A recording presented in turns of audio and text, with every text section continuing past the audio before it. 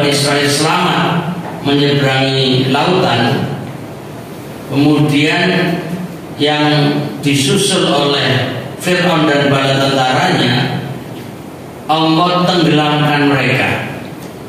Jadi ketika Fir'aun ditenggelamkan, itu bentuk kenikmatan, karena dengan tenggelamnya Fir'aun matilah sudah dan hilanglah kekuasaannya, sehingga dengan demikian kezaliman demi kezaliman, kekejian demi kekejian telah sirna.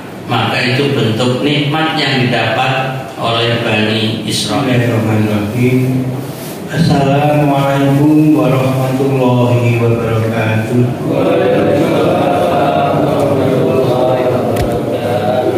Alhamdulillahirabbil alamin. Wassalatu wassalamu ala asrofil anbiya'i wal mursalin wa ala alihi wa sahbihi ajma'in. Asyhadu an la ilaha illallah wahdahu la syarika lah wa asyhadu anna Muhammadan abduhu wa rasuluh. Allahumma sholli ala Muhammad wa ala ali Muhammad kama shallaita ala Ibrahim wa ala ali Ibrahim innaka Hamidum Majid. Rabbi shrah li sadri wa yassir li amri wahlul 'uqdatam min lisani yafqahu qawli.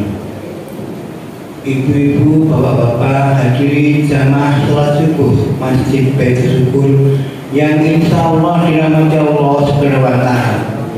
Marilah yang pertama dan yang utama, kita selalu tidak lupa dan tidak bosan untuk bersyukur kepada Allah Subhanahu wa Ta'ala dengan bacaan Alhamdulillahirabbil alamin. Salawat dan salam selalu kita curahkan kepada junjungan kita Nabi besar Nabi Agung Muhammad Sallallahu Alaihi Wasallam. Jamaah salat subuh Masjid Baitul Syukur yang berbahagia dan insya Allah dirahmati Allah Subhanahu wa Ta'ala, pada hari ini Jumat tanggal 27 Desember 2024 menjelang tahun baru, kita masih setia untuk menyelenggarakan kajian ba'da subuh sesudah sholat subuh berjamaah di Masjid Baitul Syukur. Patut kita syukuri apa yang telah kita dapat pada hari ini, karena pada hari ini kita masih diberi nikmat sehat, nikmat Islam, iman dan ihsan, sehingga kita dengan ringan dapat menghadiri jamaah salat subuh dan insya Allah dilanjutkan kajian ba'da subuh dan nanti ditutup dengan sarapan bersama yang telah disediakan oleh ibu-ibu jamaah Masjid Baitul Syukur. Untuk menyingkat waktu, karena Ustadz kita, Ustadz Haji Furqan Hasbi LCMPD telah hadir di tengah-tengah kita, maka marilah kajian ba'da subuh Masjid Baitul Syukur pada pagi hari ini kita awali bersama dengan bacaan basmalah. Bismillahirrahmanirrahim. Selanjutnya kepada Ustadz Haji Furqan Hasbi kami persilakan. Bismillahirrahmanirrahim. Assalamualaikum warahmatullahi wabarakatuh. Waalaikumsalam. Innal hamdalillah nahmaduhu wa nasta'inuhu wa nastaghfiruh wa na'udzu billahi min shururi anfusina wa min sayyiati a'malina. May yahdihillahu fala mudilla lahu wa may yudlil fala hadiya lahu. Asyhadu an la ilaha illallah wa la syarika lahu wa asyhadu anna Muhammadan abduhu wa rasuluh la nabiyya ba'dah. Amma ba'd. Fa ya ibadallah, usikum wa nafsi bitaqwallah faqad fazal muttaqun. Mari kita berbanyak syukur kepada Allah Ta'ala atas segala nikmat dengan mengucapkan hamdalah, alhamdulillahirabbil alamin. dan berbanyak sholawat untuk Rasulullah Sallallahu Alaihi Wasallam. Jamaah yang dirahmati Allah, waktu kita sudah jam 4:45 ya, sementara syuruk atau terbitnya jam berapa ya nanti ya, jadi kita hanya punya waktu ya sekitar 45 menit ya, jadi terbitnya jam 5:18 ya, kita nanti genapkan sampai setengah 6 ya, jadi insyaallah sekitar 45 menit kita akan membaca tafsir Al-Maraghi yang sudah sampai pada ayat 49 surat Al-Baqarah di halaman 117, dan kita akan melanjutkan ayat ke-50-nya. Dalam buku di sini satu kelompok dari ayat 50 sampai ayat 53. Tapi kalau melihat waktunya, kemungkinan kita akan membaca hanya satu ayat, yaitu ayat 50. Tapi sekalipun demikian, mari kita baca dulu ayatnya sebagaimana dikelompokkan di tafsir Al-Maraghi, yaitu ada ayat 50 sampai ayat 53. Itu 4 ayat, kita baca dulu. A'udzu billahi minasy syaithanir rajim.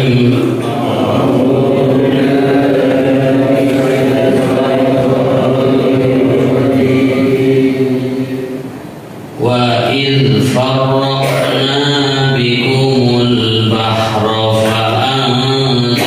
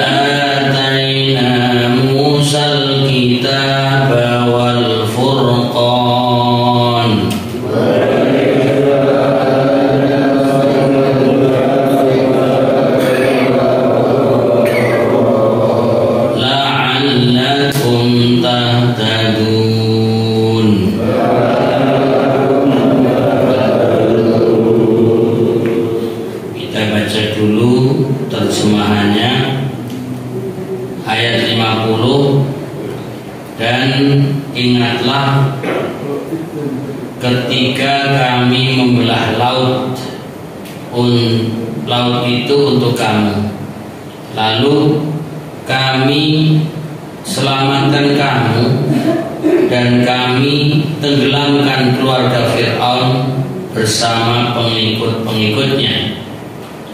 sedang kamu sendiri menyaksikannya.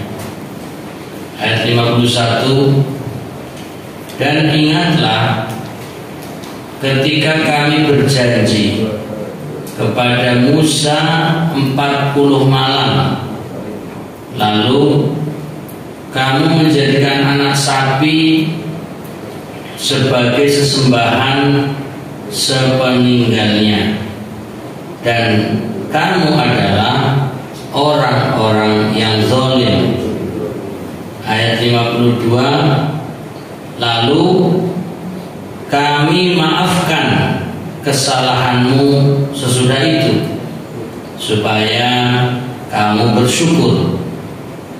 Ayat 53, dan ingatlah ketika kami memberikan kepada Musa Alkitab dan Al-Furqan supaya kamu mendapat petunjuk. Demikian 4 ayat yang kita baca, mudah-mudahan menambah ilmu dan pemahaman kita. Amin. Sekarang kita masuk keterangan ringkas dari 4 ayat ini. Ada 3 halaman yang memberikan pengantar terkait 4 ayat ini. Diawali dengan ayat pertama menguraikan keterangan ringkas tentang penyelamatan yang terkandung dalam ayat sebelumnya, yang menggambarkan tentang kejadiannya, kehebatannya, dan keluar biasaannya. Coba kita ingat lagi dari ayat sebelumnya biar nyambung lagi, biar ingat. Coba kita lihat dulu di halaman 109 ayat 47 terkait dengan panggilan Allah kepada Bani Israel. Ya Bani Israel, wahai Bani Israel, uzkuru ni'mati, ingatlah nikmatku, allati an'amtu alaikum, yang telah aku anugerahkan kepadamu.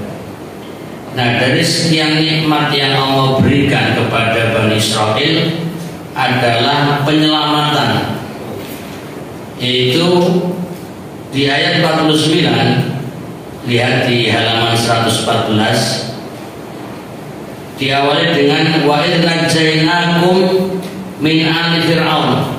Ini diantara nikmat-nikmat yang Allah berikan kepada Bani Israel, yaitu dengan mengingatkan, dan ingatlah ketika kami menyelamatkan kalian wahai Bani Israel, min ali fir'aun, dari pengikut Fir'aun, dari Fir'aun dan bala tentaranya, dari Fir'aun dan kekuasaannya, dari Fir'aun dan keluarganya yang menguasai Bani Israel, yang memperbudak Bani Israel dan menjadikan mereka pekerja-pekerja tanpa bayaran. Mereka disiksa, dizalimi dan seterusnya. Maka Allah selamatkan. Bahkan tadi ayat 59, yaitu orang-orang Bani Israel itu mendapatkan su'al adab, yaitu siksa yang kejam. Bahkan anak-anak mereka, balita-balita laki-lakinya dibunuh, disembelih, yudzabihuna abna'akum, kemudian juga wa yastahyuna nisa'akum, yaitu membiarkan anak-anak perempuan mereka hidup tapi hanya untuk pelayan-pelayan. Dan itu digambarkan Allah sebagai balaun azim, yaitu sebagai ujian besar. Maka pada ayat 50 ini dirinci tentang bagaimana proses selamatnya Bani Israel dari kekejaman Fir'aun, yaitu dengan menyelamatkan mereka bisa menyeberangi lautan. Maka pada ayat 50 ini adalah menggambarkan bagaimana proses penyeberangan ya dari Mesir menuju ke Palestina, yaitu melewati Laut Merah. Karena itu kita baca selanjutnya keterangan ringkasnya. Lebih dari itu disebutkan juga kepada mereka kenikmatan lain, yaitu kebinasaan musuh mereka Fir'aun dan kaumnya yang mereka sendiri menyaksikannya. Artinya setelah Bani Israel selamat menyeberangi lautan, kemudian yang disusul oleh Fir'aun dan bala tentaranya, Allah tenggelamkan mereka. Jadi ketika Fir'aun ditenggelamkan, itu bentuk kenikmatan, karena dengan tenggelamnya Fir'aun matilah sudah dan hilanglah kekuasaannya, sehingga dengan demikian kezaliman demi kezaliman, kekejian demi kekejian telah sirna. Maka itu bentuk nikmat yang didapat oleh Bani Israel. Nanti selanjutnya kita akan membaca tentang bagaimana gambaran ya proses Bani Israel melarikan diri dari Mesir menuju ke Palestina. Kita lanjutkan keterangan lebih lanjut. Kemudian disebutkan nikmat berikutnya, yaitu janji pemberian kitab Taurat dan kekufuran mereka kepadanya, lantaran mereka membuat sesembahan berupa anak sapi yang terbuat dari emas. Lalu mereka dimaafkan dari dosa ini. Ini juga keistimewaan. Pertama, Allah beri kitab Taurat kepada Nabi Musa yang harusnya diimani dan dilaksanakan oleh Bani Israel, tapi sebagian mereka ingkar dan kufur. Kemudian lebih dari itu, ada orang yang menyelewengkan keimanan dengan menyihir, yaitu berupa anak sapi yang terbuat dari emas, seakan menjadi makhluk hidup yang terus disembah oleh mereka. Dan ini adalah kezaliman, kekufuran, kesyirikan. Tapi kesalahan mereka Allah maafkan. Ini juga keistimewaan. Satu kenikmatan ya yang Allah berikan berupa kitab Taurat, dan mereka melakukan pelanggaran dimaafkan. Itu juga berupa kenikmatan-kenikmatan khusus yang Allah berikan kepada mereka untuk selalu diingat.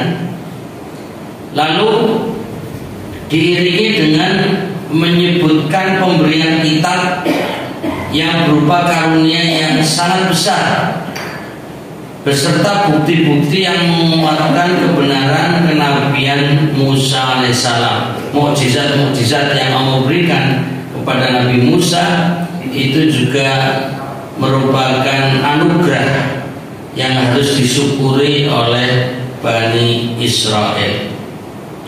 Kita masuk pada gambaran tentang sejarah berkaitan dengan Nabi Musa dan Fir'aun. Para ahli sejarah meriwayatkan bahwa ketika Allah mengutus Musa kepada Fir'aun dan kaumnya, ia mengajak mereka supaya beriman kepadanya. Jadi misi utama kerasulan dan kenabian Musa alaihissalam adalah mengajak kepada Fir'aun untuk beriman kepada Allah. Tapi apa yang terjadi? mereka menolaknya. Dan misi yang lain, Nabi Musa itu meminta kepada mereka, Fir'aun dan semuanya, dari keluarganya, dari pendukungnya, agar membebaskan Bani Israel. Saat itu Bani Israel diposisikan sebagai budak untuk bangsa Mesir yang mereka dari kaum Kipti. Jadi bangsa Mesir yang merupakan bangsanya Fir'aun itu Kipti, sementara Nabi Musa dari Bani Israel. Jadi beda asal usul keturunannya. Hanya saja Nabi Musa sejak balita tinggal bersama Fir'aun, bahkan di dalam istana. Jadi Nabi Musa seakan dari kaum Fir'aun, dari Kipti, pada Nabi Musa dari Bani Israel.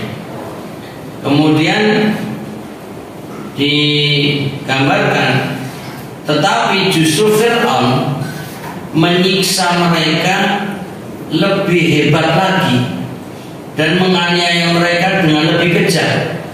Justru ketika Nabi Musa meminta agar Raja Fir'aun tidak lagi menindas, tidak lagi menyiksa, tidak memperbudak Bani Israel, malah justru lebih kejam lagi. Bukannya berhenti, tapi malah menjadi-jadi. Itu yang terjadi. Nah, selanjutnya ada tambahan keterangan. Hal ini dikuatkan oleh keterangan yang terdapat dalam kitab Keluaran pada kitab Taurat. Ini sekedar memperkenalkan apa itu kitab Keluaran. Jadi kitab Keluaran ini adalah kitab yang ada di dalam Taurat, dan saat ini dimasukkan ke dalam Alkitab, yaitu Injil atau Bible yang dibaca oleh kaum Nasrani. Dan di dalam Injil itu masuk dengan istilah perjanjian lama. Ya, kalau dalam Al-Quran istilahnya mithaq, itu perjanjian. Kemudian di dalam Bible itu ada dua kelompok, ada perjanjian lama, ada perjanjian baru. Nah, perjanjian lama itu adalah Taurat atau isi dari kitab Taurat. Sementara perjanjian lama, kebalik. Perjanjian lama itu adalah isi Taurat. Sementara perjanjian baru itu adalah yang dimaksud mereka Bible, itu Injil. Nah, ini di dalam kitab Taurat atau perjanjian lama ada beberapa kitab, ya, kalau dalam bahasa Al-Quran surat, ya. Jadi ada beberapa surat atau kitab, dan di dalamnya ada kitab Keluaran. Itu adalah bagian kedua dari kelompok kitab Taurat itu, yaitu pada perjanjian lama. Dan ini masih dibaca oleh kaum Kristen atau kaum Nasrani. Nah, kalau dalam Al-Quran ada surat pertama Al-Fatihah, surat kedua Al-Baqarah. Jadi kalau di dalam Alkitab yang itu adalah perjanjian lama, yang surat pertama atau kitab pertama namanya Kejadian, kitab Kejadian. Kemudian kitab kedua Keluaran. Itu nanti silakan bisa buka kitab Alkitab Injil biar praktis. Nah, monggo. Ini nanti kita sedikit menambahkan isi dari apa yang ada di sana untuk mencocokkan apa yang diceritakan di dalam perjanjian lama, yaitu di sini adalah kitab Keluaran Ya, dalam hal ini kitab kedua atau surat kedua kalau kita surat Al-Baqarah itu. Nah, di dalam isinya menceritakan tentang kaburnya rakyat Israel. Nah, ini yang kenapa dikaitkan di buku ini. Tafsir Al-Marawi mencoba menunjukkan bukti bahwa isi Al-Quran itu ya ada sepadan dengan isi Taurat. Jadi biar orang-orang Israel yang masa kini atau pas di zaman Nabi sekalipun mencocokkan, memang isi Al-Quran ada kesamaan. Apa yang diceritakan di dalam kitab Taurat diceritakan pula dalam Al-Quran. Demikian pula apa yang diceritakan dalam Al-Quran ada juga yang tercantum di dalam Injil, untuk menunjukkan bahwa Al-Quran ini adalah kelanjutan atau penyempurnaan apa yang ada di dalam Taurat dan Injil. Maka dalam buku Tafsir Al-Marawi ini sengaja ditampilkan biar umat Yahudi, juga umat Nasrani, bahkan umat Islam ini memahami ternyata memang satu dengan yang lain terkait. Walaupun mungkin bahasanya beda, kalimatnya tidak sama, tapi inti ceritanya ada kesamaan. Nah, kemudian untuk keterangan lebih lanjut berkaitan dengan isi kitab Keluaran ini, itu menggambarkan tentang tadi kenapa namanya keluaran itu artinya pergi itu artinya kabur bahasa kasarnya minggat gitu. Jadi ini isinya tentang minggatnya Bani Israel.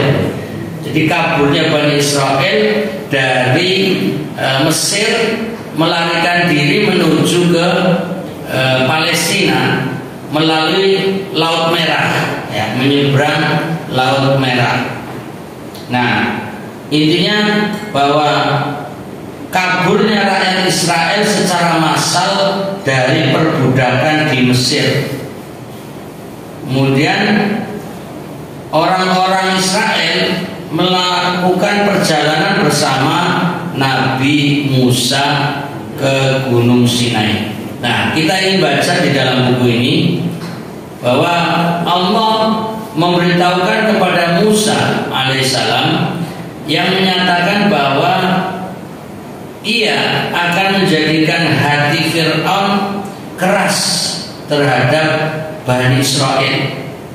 Jadi bukannya tambah lentur memberi kasih sayang kepada Bani Israel, tapi semakin keras dan kejam, akan lebih menganiaya mereka dan tidak akan melepaskan mereka pergi bersama Musa sampai Allah perlihatkan ayat-ayatnya. Sesudah Musa mengajak Fir'aun supaya iman, ia bertambah zalim dan durhaka, lalu menyuruh kepada orang-orang yang mengerja paksakan. Jadi ada kerja paksa, yaitu Bani Israel, supaya bersikap lebih keras lagi terhadap mereka. Jadi para petugas-petugas ya dari kerajaan Fir'aun, tentara-tentaranya yang mengawasi Bani Israel yang dikerja paksa, itu semakin tegas, semakin keras, tidak memberi upah yang dulu biasa diberikan sebagai upah kerja bangunan. Jadi rakyat dari Bani Israel ini suruh menjadi pekerja bangunan, biasanya diberi makan minum bayaran, ini malah tidak lagi. Ini kan semakin kejam, memaksakan mengumpulkan batu ya, dan mengerjakan semua bangunan yang sedang dibangun tanpa keringanan sedikit pun. Kita bisa bayangkan, jadi orang dipaksa kerja tanpa upah, gimana rasanya. Lalu Allah memberikan kepada Musa dan Harun beberapa mukjizat, dan Fir'aun berusaha melawannya dengan sihir para ahli sihir. ketika ahli-ahli sihir beriman kepada Tuhan Rabbul Alamin, seru sekalian alam, yaitu Tuhannya Nabi Musa dan Nabi Harun, dan melihat tanda-tanda kebenaran, lalu Fir'aun membolehkan, bahkan mengusir Bani Israel keluar. Jadi ada lentur sedikit ya, setelah Nabi Musa dan Nabi Harun menunjukkan bukti-bukti kenabiannya dengan mukjizat, maka seperti mempersilahkan ya Nabi Musa untuk membawa Bani Israel keluar, tapi bahasanya diusir dari Mesir. Tapi anehnya habis itu dikejar-kejar ya. Nah, digambarkan di dalam kitab Keluaran ya, kalau kita mau baca ada di dalam Injil. Nah, ini nanti saya contohkan, ada kitab ya, Alkitab atau Injil yang memang mencantumkan cerita Nabi Musa di kitab Keluaran, yaitu surat kedua di dalam kitab Injil yang masuk kelompok Perjanjian Lama, yaitu masuk isi Taurat. Ada yang sudah pernah baca? Nah, malah pagi hari ini kita akan kajian Alkitab ini. Nah, digambarkan bahwa mereka keluar pada bulan Aliyah ya, setelah tinggal di negeri Mesir selama 430 tahun sejak zaman Nabi Yusuf alaihissalam. Ya, memang kalau kita lihat asal usul Bani Israel, itu kan anak keturunan dari Yakub alaihissalam. Nah, Nabi Yakub itu adalah ayah dari Nabi Yusuf, dan Nabi Yusuf yang sempat dibuang oleh saudara-saudaranya ke dalam sumur, lalu dibawa ke Mesir, ya sempat dijual belikan, tapi kemudian sampailah ke kerajaan, yang pada akhirnya Nabi Yusuf menjadi pejabat di kerajaan Mesir. Dan saat ya, keluarga besar Bani Israel ya, dari Nabi Yakub itu mengalami krisis ekonomi, mereka kelaparan, akhirnya meminta bantuan kepada kerajaan Mesir, yang ternyata di situ ada Nabi Yusuf alaihissalam. Dan pada akhirnya Nabi Yusuf meminta keluarga besarnya dari ayahnya, yaitu Yakub, dan juga keluarga besarnya menetap di Mesir. Jadi Bani Israel memang pendatang dari Palestina, tinggal di Mesir sejak Nabi Yusuf alaihissalam sampai kemudian Nabi Musa ya, itu saat kekuasaan dipegang Fir'aun, Bani Israel dalam kondisi dianiaya. Jadi artinya Bani Israel sudah menetap di Mesir selama hampir 5 abad ya, 5 abad, tapi kemudian diusir oleh Fir'aun. Nah, jadi kalau kita mengenal sejarah, memang asal usul Israel ya di Palestina itu, sehingga sampai saat ini mereka mengklaim bahwa Palestina yang milik Israel, maka bangsa-bangsa lain harus minggir, termasuk mereka mengusir umat Islam dan menyerang berbagai wilayah di sekitarnya. Ya, mereka mendirikan negara Israel, kemudian ingin mengusir umat Islam dari Palestina, bahkan menyerang Lebanon, Syria, dan bahkan mereka menghendaki negara-negara Timur Tengah menjadi kekuasaan Israel. Itu target mereka. Ya, terlepas kita tentunya menolak, ya, tapi itulah program mereka. Kemudian mereka dikejar oleh Fir'aun dan prajuritnya, tetapi yang terakhir ini terkurung laut ya.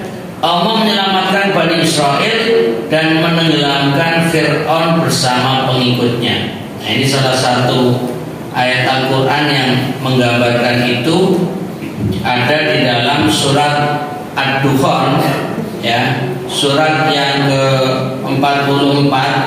Bisa kita cocokkan untuk menambahkan keterangan surat ke-44. Bagi Bapak Ibu yang membawa Al-Quran bisa cek, ya, surat ke-44 itu Ad-Dukhan ayat 24 menggambarkan watrukil bahra rahwa innahum jundum mughraqun, dan biarkanlah laut itu terbelah, sesungguhnya mereka bala tentara yang akan ditenggelamkan.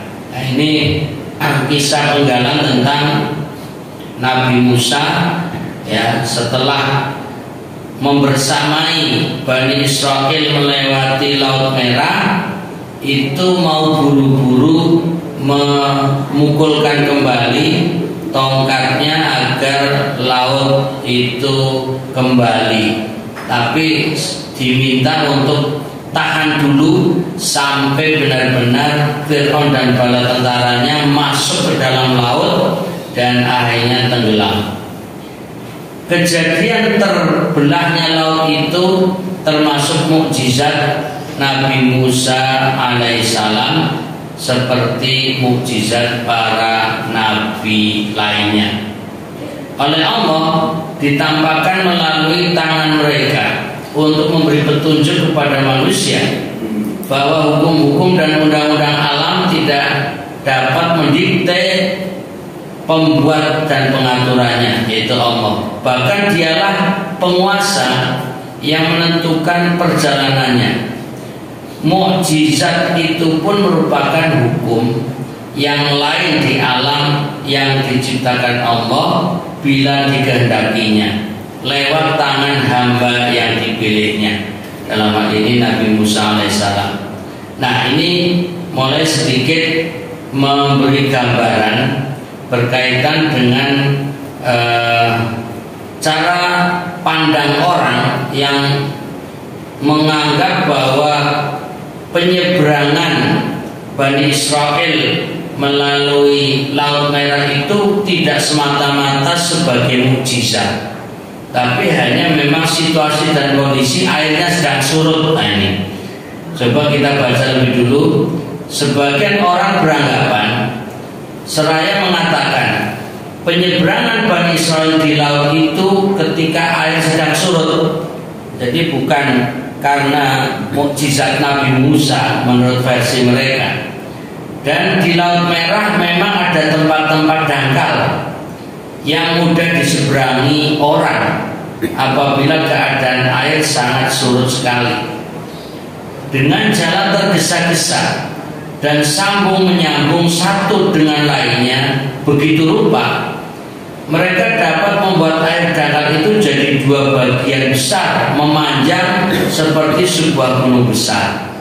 Jadi dilogikakan bahwa penyeberangan Bani Israel itu memang melalui daerah yang dangkal, karena jumlah mereka banyak membuat air itu tertekan sehingga membelah.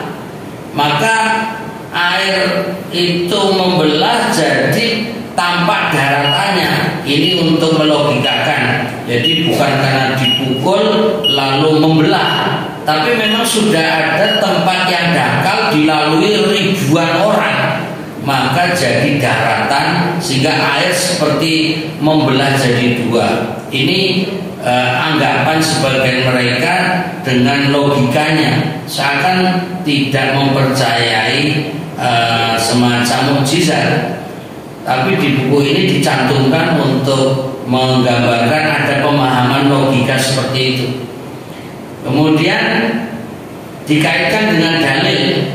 Hal ini ditunjuki oleh firman-Nya dalam Quran surat 26 ayat 63. Jadi kita bisa lihat surat ke-26 yaitu Asy-Syu'ara, ya, ayat yang ke-63. Ya, surat ke-26 ayat 63 kita akan mencocokkan isinya, yaitu terkait dengan tadi penggambaran surat Asy-Syu'ara ayat 63. Fa'auhayna ila Musa anidrib bi'asakal bahr fanfalaqa fakana kullu firqin kattawdil adzim. Lalu kami wahyukan kepada Musa, pukullah laut itu dengan tongkatmu, maka terbelahlah lautan itu, dan setiap belahan seperti gunung yang besar. Jadi ini agak unik, membahas pendapat orang yang seakan bukan mukjizat, tapi kemudian dikaitkan dengan dalil Al-Quran yang memang Nabi Musa mendapat mukjizat.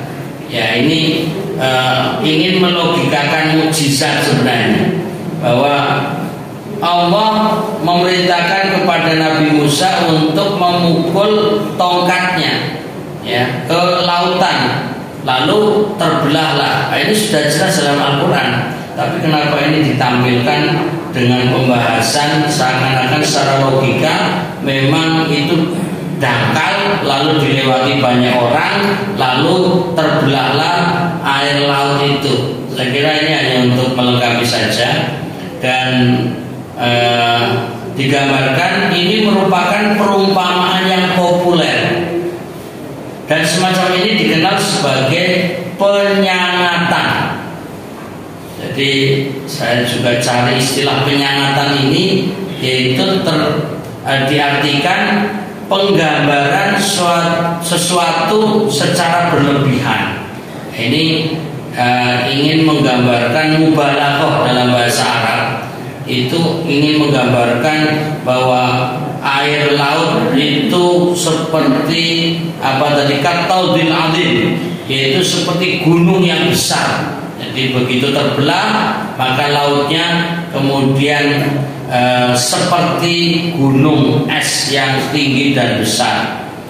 Kemudian digambarkan dalam Al-Quran, ya, surat yang ke-11, yaitu surat Hud, ya, ayat 44. Ini sebenarnya kisah berkaitan dengan Nabi Nuh, tapi dikaitkan dalil bagaimana gambaran tentang lautan tadi atau perahu yang besar, ya, surat ke-11 ayat 44, yaitu ini gambaran yang Allah perintahkan kepada air laut, ya, dan air hujan. Yang ini kisah tentang Nabi Nuh sebenarnya, tapi ini dikaitkan saja.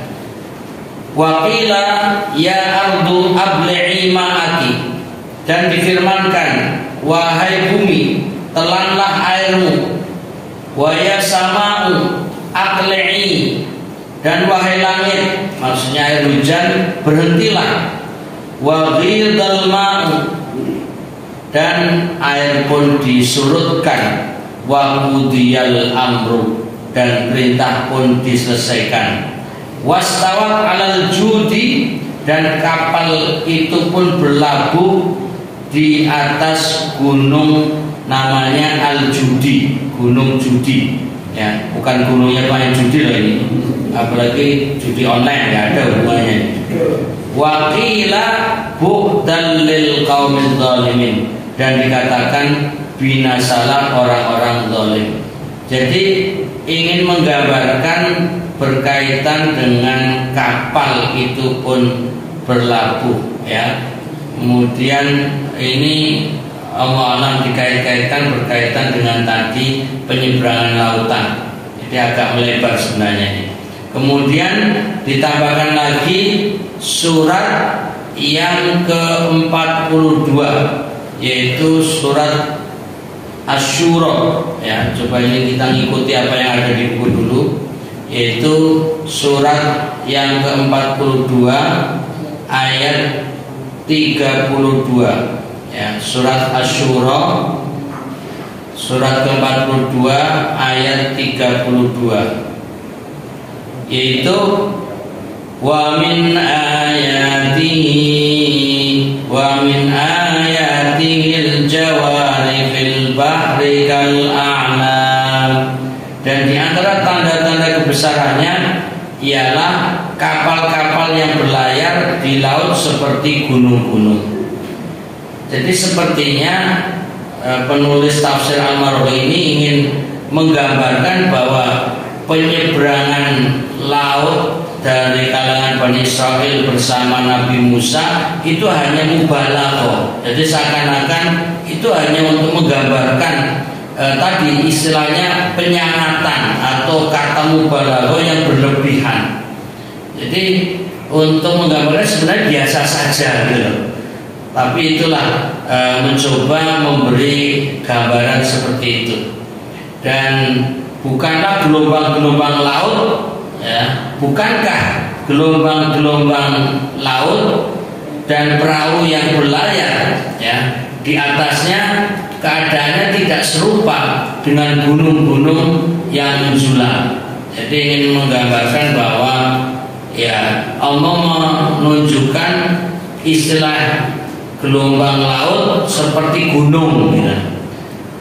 Pengungkapan kalimat seperti ini maksudnya hanya untuk menambah kejelasan dan menambah pengaruh yang kuat pada jiwa pendengarnya. Jadi inginnya penulis Al-Marwazi ini bahwa Allah menggambarkan tadi lautan terbelah bagaikan gunung-gunung itu hanya mubalaghah, ya. Jadi kalimat-kalimat yang untuk menggambarkan dahsyatnya. Nah, itu sifatnya hanya dilebihkan. Kemudian ini sebagai kelanjutan bahwa tatkala Fir'aun dan tentaranya mengejar mereka yang terlibat menyeberangi lautan, dia pun mengikuti di belakangnya. Sedang air mulai pasang. Belum lagi Bani Israel sempurna naik ke tepian, air itu telah naik meninggi sampai menenggelamkan orang Mesir. Jadi kata orang Mesir maksudnya Fir'aun. Dengan ini Bani Israel nyata-nyata memperoleh nikmat Allah dan kesempurnaan taufiknya, sedang musuh mereka memperoleh kehinaan. Jadi ingin membandingkan yang selama ini Fir'aun dari Mesir, ya, Kipti itu menyiksa, mendolimi, membuat Bani Israel menderita, ya, teraniaya. Maka sekarang kebalikannya, Bani Israel mendapatkan nikmat selamat dari penyeberangan Laut Merah itu. Kemudian Fir'aun dan pasukannya justru tenggelam dan Bani Israel melihat, menyaksikan mereka, ya. Dan itu adalah kehinaan bagi Fir'aun. Bahkan nikmat yang diberikan tanpa melalui mukjizat lebih banyak dan lebih sempurna, ya. Jadi artinya Bani Israel itu banyak mendapatkan nikmat. Tidak selamanya nikmat itu berupa mukjizat. Sebab itu bukanlah suatu keharusan bagi kita untuk menjadikan pemberian nikmat itu sebagai penakwilan mukjizat Musa. Jadi tidak semua nikmat yang didapat Bani Israel itu selalu mukjizat. Banyak kenikmatan demi kenikmatan yang mereka dapatkan. Penakwilan atau mengartikan atau menafsirkan seperti ini tidaklah berbahaya. Jadi penulis Al-Marwazi ini ingin berargumen bahwa menafsirkan bahwa kenikmatan itu tidak selamanya mukjizat, ya, itu wajar saja. Dia ingin mengatakan tidak berbahaya. Jadi seakan-akan apa yang digambarkan Allah tentang pembelahan laut itu tidak selamanya sebagai mukjizat. Asalkan penakwilannya tetap percaya adanya kejadian-kejadian luar biasa lewat para nabi sebagai bukti penguat dari Allah kepada mereka. Tetapi apabila mereka dengan takwilnya seperti ini bermaksud mengingkari keluar biasaan nabi itu, maka kita tak perlu melayani mereka. Yang menurut saya ini terlalu berlebihan. Tinggal saja bahwa ini mujizat Nabi Musa, titik, selesai, nggak usah muter-muter ini. Menurut saya ini penulisnya muter-muter ini. Seperti setengah-setengah ingin mengatakan itu mujizat, lalu berargumen dengan logika, yang kemudian menyatakan nggak apa-apa kita menganggap itu bukan mujizat, selama kita tetap mengakui bahwa para nabi punya kelebihan dan keistimewaan. Ya, tapi kalau kemudian menafsirkan itu sebagai pengingkaran terhadap kelebihan para nabi, maka itu nggak boleh. Dan tinggal dari awal saja kita terima bahwa para nabi dapat mujizat, selesai kan gitu. Ya sudahlah, ini memang biar agak ramai gitu. Menurut saya ini penulisnya agak muter-muter ini. Tapi ya kita baca terlebih dahulu. Ya kita sedikit bolehlah mengkritik. Ya walaupun kita nggak level penafsir, tapi ya kalau membaca yang kurang pas ya bolehlah kita sedikit mengkritisi. Karena kita wajib memberi penjelasan kepada mereka tentang adanya kekuasaan dan iradah Allah, di samping menetapkan adanya kemungkinan wahyu, pengutusan para rasul, dan menguatkannya dengan berbagai mukjizat. Alhamdulillah, ini baru selesai terkait dengan keterangan ringkas dari 4 ayat yang kita baca, dan belum masuk tafsir 1 ayat pun dari ayat-ayat yang kita baca. Insya Allah kita lanjutkan pada perjumpaan yang akan datang. Mudah-mudahan tetap sehat walafiat, tetap semangat, mudah-mudahan bahagia dunia akhirat. Akhirul kalam, subhanakallahumma wa bihamdika asyhadu an la ilaha illa anta astaghfiruka wa atubu ilaik. Wabillahi taufiq wal hidayah. Assalamualaikum